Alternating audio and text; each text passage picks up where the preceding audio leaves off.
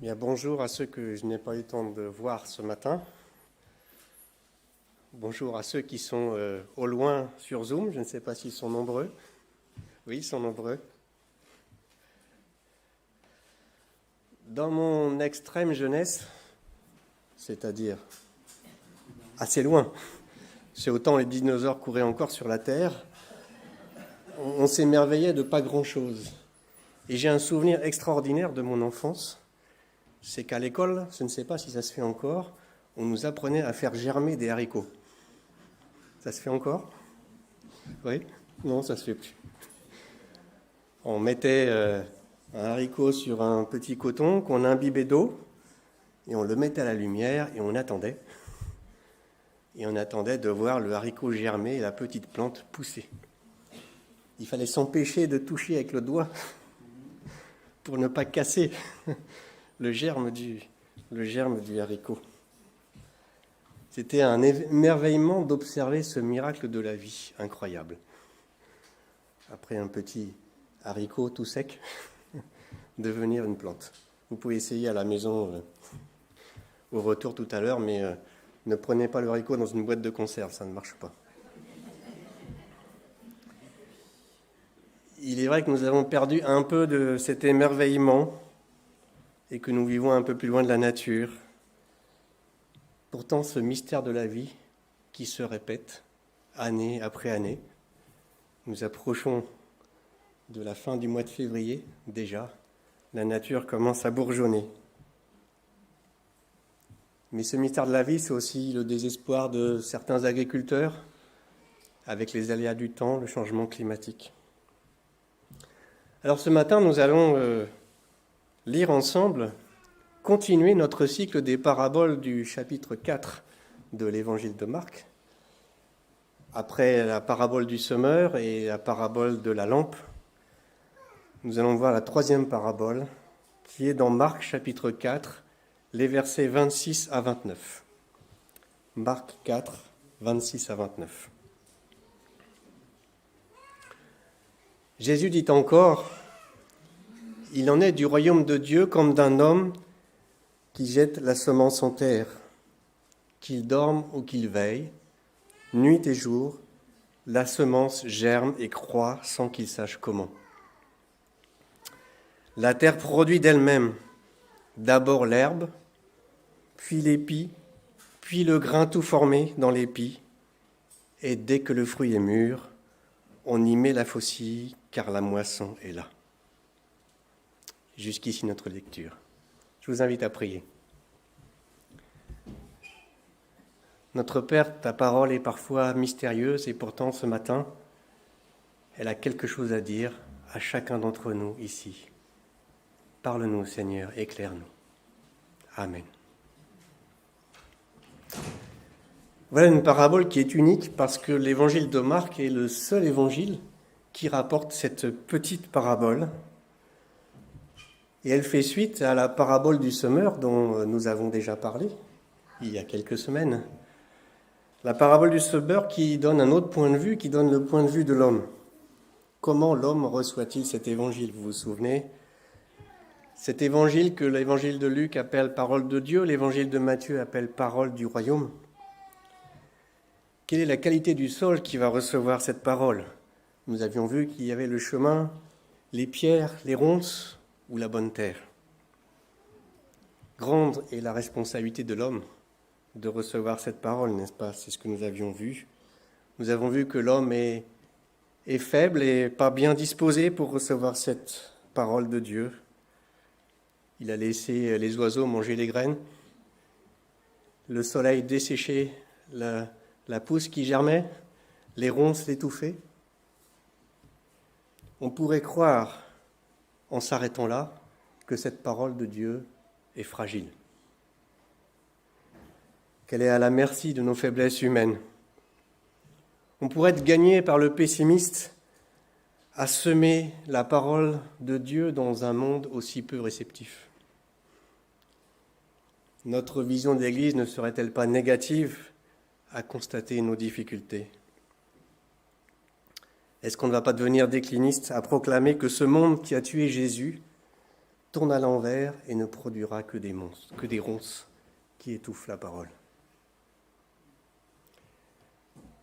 La récolte dépend-elle seulement de nous, seulement de notre vigilance, seulement de notre surveillance, seulement de nos soucis, seulement de nos efforts? Voilà, dit Marc, une parabole qui arrive à point nommé et qui va compléter cette vision de la parabole du semeur. Si Marc a retenu cette parabole, c'était pour nous faire comprendre quelque chose de plus, quelque chose que nous peinons à percevoir. 3 courts versets, pleins de promesses, comme une semence mise en terre qui va germer. J'aime beaucoup cet évangile de Marc dans sa concision. Il est fait à ma mesure. Pour moi, 3 phrases et pas un mot de trop. Le semeur fait son travail. Le semeur, c'est Jésus au cours de son ministère qui dispense la parole de Dieu. Mais c'est aussi l'Église qui prend la suite de Jésus et qui, au fil des siècles, va continuer ce travail de semence de la parole de Dieu par tout le monde. Le rôle de l'Église n'est pas tant de prouver Dieu que de semer la parole de Dieu. Mais semer de la bonne manière. Même si l'apôtre Paul relativise en disant certains prêchent Christ par esprit d'envie, mais par esprit de jalousie, mais ce n'est pas grave, qu'à cela ne tienne. L'évangile est semé. Et il faut semer au temps. Chaque semence a son temps. Et le fermier sait bien que les semailles, on ne les fait pas n'importe quand, et qu'il faut respecter ce temps. Dans cette parabole, curieusement, l'homme ne fait rien pour faire pousser la semence. Il se contente de semer.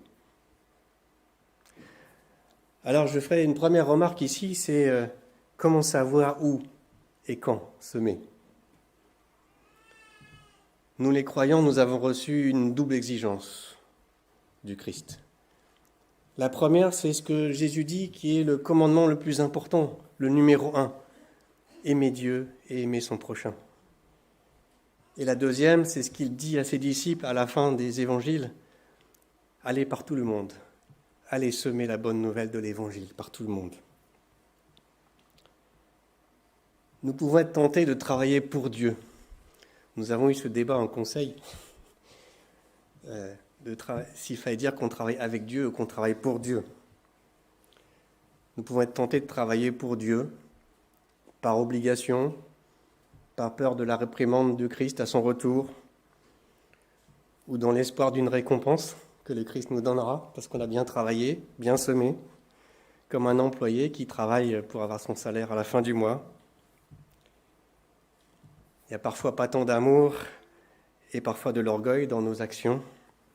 Comme l'apôtre Paul qui, avant sa conversion, travaillait pour Dieu. Il pensait travailler pour Dieu en persécutant les chrétiens. La meilleure des choses, disait un père de l'Église, c'est de travailler avec Dieu pour le salut des âmes, par amour pour Dieu et le prochain.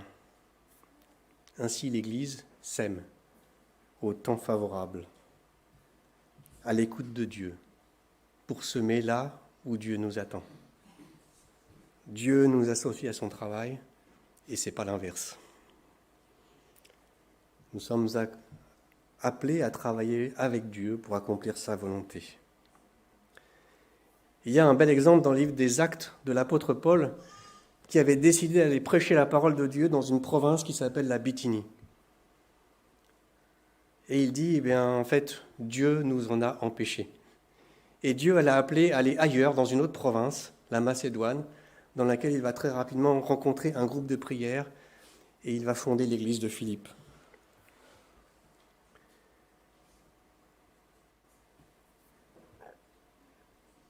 Il dit dans l'Épître aux Éphésiens, « C'est pourquoi ne soyez pas inconsidérés, mais comprenez quelle est la volonté du Seigneur. Nous sommes appelés à regarder le champ où Dieu veut que la parole soit semée, être fidèle dans les semailles et semer là où il veut, au temps qu'il a choisi. » Je ferai une deuxième remarque sur cette parabole, c'est que dans l'attitude du semeur, il n'y a ni hâte, ni tourment, ni agitation.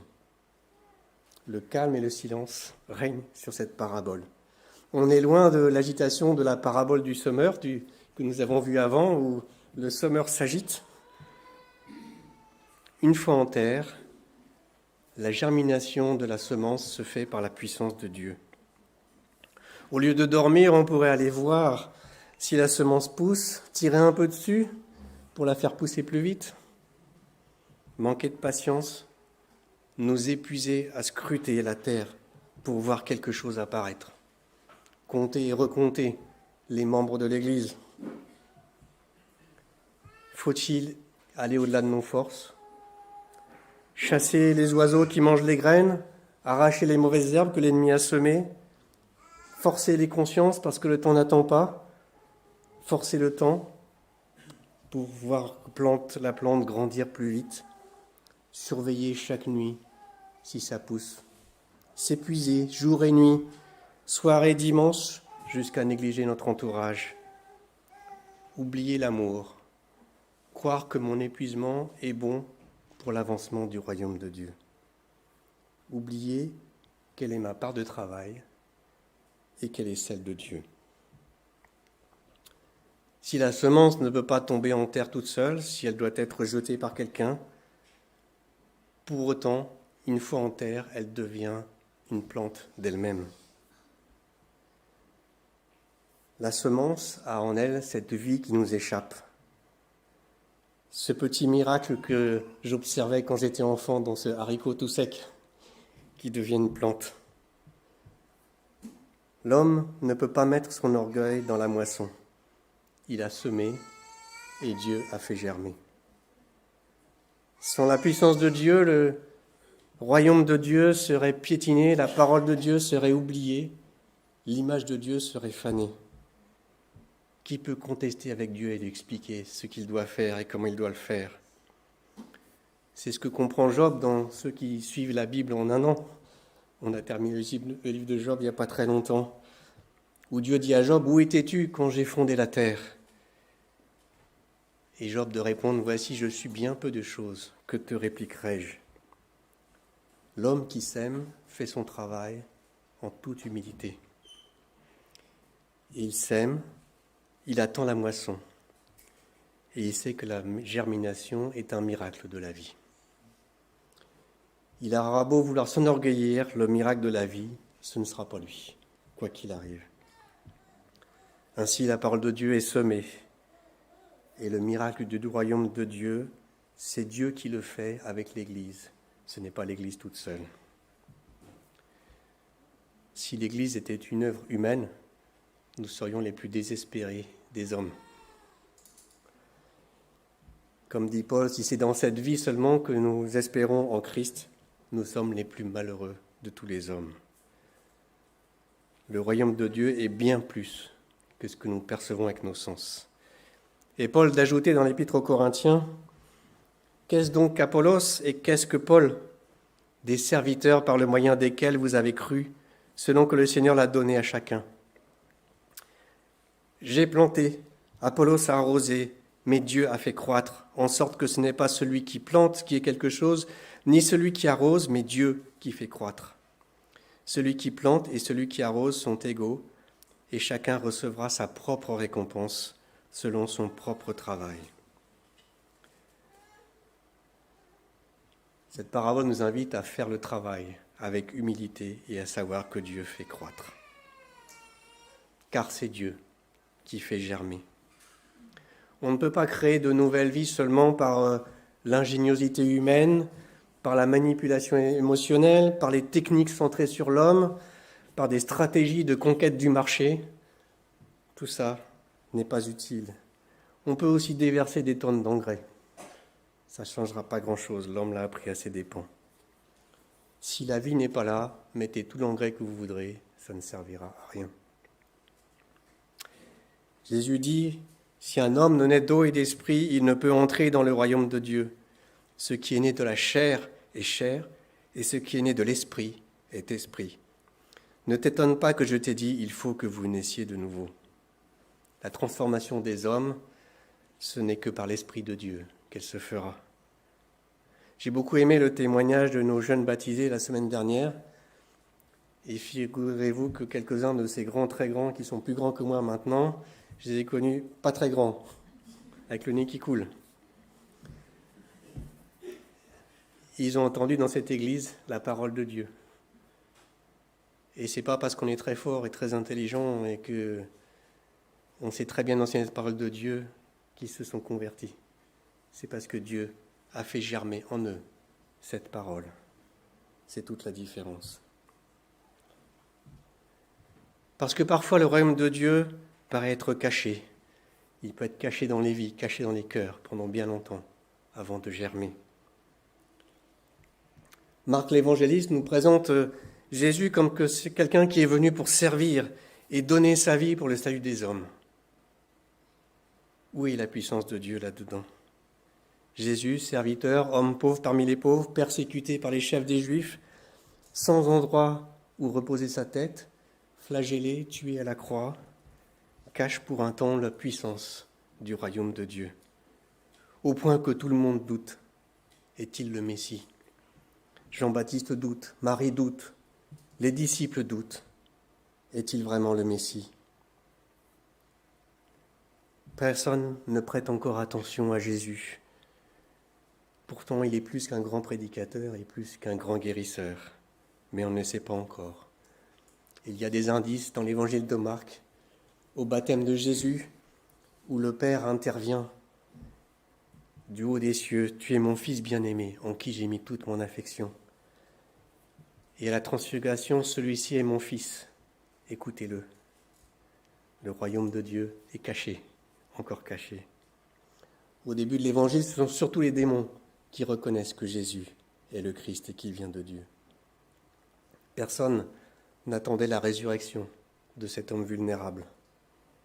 C'est la résurrection qui va faire éclater la vérité. Le royaume de Dieu est en marche, il l'affirme. Jésus se donne lui-même le titre de Fils de l'homme. Il fait allusion à une vision du prophète Daniel. Il voit un Fils de l'homme qui arrive sur les nuées et à qui on remet la gloire et la domination pour toujours. Et Jésus avait dit à ses disciples, « Vous verrez le royaume de Dieu venir avec puissance. » Mais ses contemporains de Jésus ne comprennent pas très bien ce qu'il veut dire. Jésus ne parle pas d'indépendance politique, il ne parle pas de conquête militaire, il ne sera pas le Messie qui fait la guerre et qui va délivrer le peuple d'Israël de l'oppression païenne. Les armes de Jésus sont tout autres. Si quelqu'un veut venir après moi, qu'il renonce à lui-même, qu'il se charge de sa croix et qu'il me suive. La puissance de Jésus n'est pas celle de la violence. Pourtant, dans l'évangile de Marc, on sent la puissance qui pousse de partout, dans tous les versets, dans cette parabole, on la sent.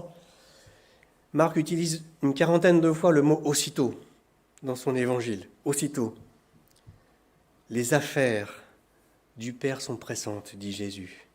Et quand ses parents viennent chercher Jésus au temple, quand il est jeune, Jésus dit à ses parents, « Ne fallait-il pas que je m'occupe des affaires de mon Père ?» Jésus exerce la puissance de Dieu parce que le royaume de Dieu ne peut plus attendre maintenant. Il guérit les malades, il commande aux esprits mauvais, il pardonne les péchés, il entre triomphalement à Jérusalem, il chasse les vendeurs du temple qui ont fait du temple une maison de voleurs.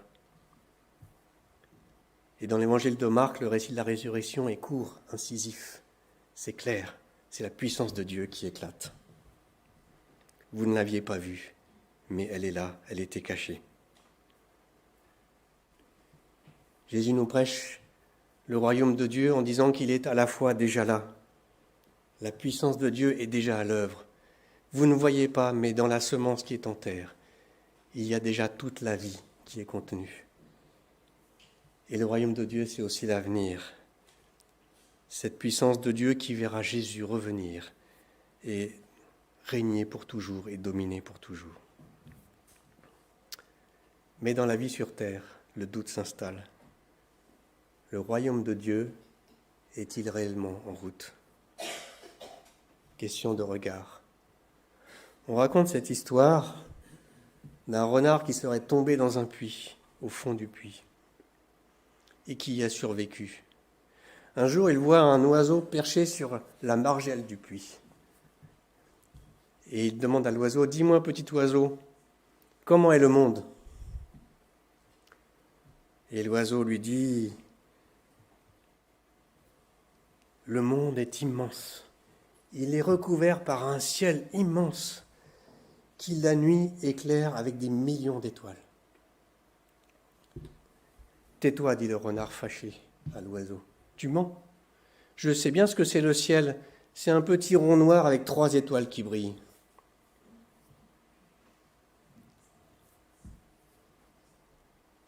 Jean-Baptiste, du fond de sa prison, voit que Jésus ne prend pas le pouvoir. Es-tu le Messie? Ou devons-nous en attendre un autre? Qu'est-ce qui se passe? Le royaume de Dieu n'est pas en marche? Quand Jésus meurt sur la croix, tout est-il perdu? Quoi qu'il arrive, dit la parabole, sans que vous compreniez comment, que vous dormiez ou que vous veilliez, nuit et jour, la semence germe et croît. Que vous soyez dans la victoire ou dans l'apparence de la défaite, la semence germe et croît. Que le monde aille droit ou de travers, nuit et jour, la semence germe et croît. Marc l'évangéliste écrit sans doute au temps de la persécution, quand l'empereur Néron persécute les chrétiens, qui a fait un grand nombre de martyrs, de victimes. Alors le doute peut s'installer. Les ennemis de la foi vont-ils triompher de l'Église, l'anéantir? Ce serait le cas si le royaume de Dieu dépendait de nos seules forces. Alors si Jésus est fils de Dieu, pourquoi cette galère sur terre? Le méchant va bien? Le monde tourne mal, perd ses valeurs, les valeurs fondamentales de la vie? Qu'importe, dit Jésus, le royaume de Dieu est déjà en marche. En Corée du Nord, au pire de la persécution contre les chrétiens, nuit et jour, la semence germe et croît. Dans les années 60, 70, derrière le rideau de fer, quand les chrétiens étaient persécutés, ils ont continué à croire que le royaume de Dieu est en marche. Et les églises ont prié. Elles étaient cachées, mais elles ont prié. Le royaume de Dieu était caché, mais il était déjà en germe. L'Église persécutée est portée par la prière, par cette vision du royaume de Dieu qui germe. Je me souviens toujours de cet homme qui vit dans un pays persécuté, et si on lui pose la question, il dit « Oui, je risque ma vie, mais ce n'est pas mon affaire, c'est celle de Dieu. Moi, je travaille pour le royaume de Dieu, qui est déjà en germe. » La puissance cachée du royaume de Dieu, c'est le fondement de l'espérance chrétienne. Et l'espérance, c'est plus qu'un vague espoir émotionnel. C'est une confiance pure et désintéressée en l'avenir. Comment Dieu va-t-il atteindre son but? Chaque chose se fera au temps de Dieu. De même que le semeur ne choisit pas le temps à quelle saison la terre produira, de même, l'Église ne choisit pas le temps de la moisson. Les 3 évangélistes, Matthieu, Marc et Luc, complètent la vision du royaume de Dieu en montrant un aspect chacun. Matthieu montre Jésus, le roi, qui viendra pour le jugement entre ceux qui sont sauvés et ceux qui sont perdus, entre les brebis et les boucs, entre les bonnes semences et l'ivraie, entre ce qui est bon et ce qui est mauvais dans le filet du pécheur. Luc montre un autre aspect du royaume de Dieu, c'est qu'il va falloir que l'Église retrousse les manches et aille prêcher, semer la parole dans tout le monde connu. Et Marc nous montre un 3e aspect, le royaume de Dieu est puissant. Le royaume de Dieu est puissant et rien ne l'empêchera de continuer à germer et à pousser. Entre la semence et la moisson, il y a la place pour la confiance en la vitalité de la parole de Dieu, qui seul peut ouvrir les cœurs des hommes par l'action du Saint-Esprit. Si la terre est fertile, la puissance de Dieu fera son œuvre. Mais encore faut-il que la parole soit semée. Cette notre parabole décrit la croissance inexorable de la germination. Elle parle de l'herbe, l'épi et le grain. Au temps convenu, le royaume de Dieu sera visible, comme le blé est visible dans le champ quand la moisson est prête. Il faut voir, avec les yeux de la foi, la puissance de Dieu à l'œuvre. L'hiver n'est pas fait pour désespérer, parce que la vie du printemps est en germe pendant tout l'hiver. L'hiver est une espérance pour le printemps qui vient. Et la moisson sera là, comme il est dit dans l'Apocalypse 14. Et un autre ange sortit du temple, criant d'une voix forte à celui qui était assis sur la nuée, « Lance ta faucille et moissonne, car l'heure de moissonner est venue. La moisson de la terre est mûre. » Celui qui était assis sur la nuée jeta sa faucille sur la terre, et la terre fut moissonnée. La moisson sera un temps de joie pour les croyants, un temps de réjouissance, une happy end. Entre dans la joie de ton maître, est-il dit dans la parabole des talents. La moisson est ce temps attendu par tous les croyants qui espèrent en l'avènement du royaume de Dieu. En attendant, j'aime cette phrase de Luther qui me dit « Prie comme si tout dépendait de Dieu et agis comme si tout dépendait de toi. » Et à la fin de sa journée, Luther dit « Je rentre dans ma chambre, je m'enferme et je jette les clés aux pieds du Seigneur. Je dis au Seigneur, maintenant, c'est ton affaire. » Voilà une parabole qui est au centre de la prédication de Jésus sur le règne de Dieu. Face aux doutes de tout le monde sur l'humanité de Jésus, elle nous rappelle en même temps la solidité et la constance de l'œuvre de Dieu. Que cette œuvre de Dieu, c'est l'élan vital qui seul préparera le royaume de Dieu. Et en même temps que chacun son travail, chacun son rôle, chaque chose en son temps. Comme dit l'Ecclésiaste, dès le matin, sème ta semence. Nous verrons la prochaine fois la suite de cette parabole, avec la parabole suivante. Nous allons voir comment cette plante va devenir grande. Alors, renard ou oiseau? Quelle est ma vision du ciel? Renard ou oiseau? Jésus nous dit que Dieu fait lever le soleil sur les méchants et sur les bons. Il fait pleuvoir sur les justes et sur les injustes. En regardant le monde, on peut être rempli d'incertitudes, mais Jésus nous invite à une incertitude confiante. Le royaume est en cours de formation, l'histoire est en marche. Et comme disait quelqu'un, je continuerai à croire, même si tout le monde perd espoir. Je continuerai à aimer, même si les autres distillent la haine. Je continuerai à construire, même si les autres détruisent. Je continuerai à parler de paix, même en temps de guerre. Je continuerai à illuminer, même au milieu de l'obscurité. Je continuerai à semer, même si les autres piétinent la récolte. Et je terminerai par deux citations, une de l'apôtre Paul, qui parle de la sagesse de Dieu et qui dit « Comme il est écrit, ce sont des choses que l'œil n'a point vues, que l'oreille n'a point entendues, et qui ne sont point montées au cœur de l'homme, des choses que Dieu a préparées pour ceux qui l'aiment. »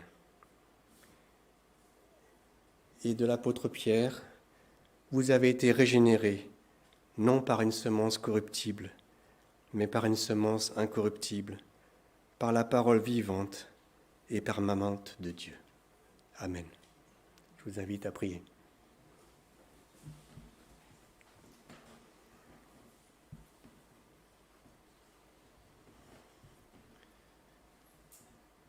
Notre Père, ta parole est semence qui germe dans nos cœurs, dans le cœur de tous ceux qui écoutent ce que tu as à dire. Nous nous remettons à toi ce matin, tous ceux qui avons écouté cette parole, te prier pour que tu fasses germer cette semence en nous. Seigneur, que personne ne reparte sans avoir vu l'action de ton esprit qui fait germer en eux cette parole pour la vie éternelle et qui jaillira jusque dans la vie éternelle. Amen.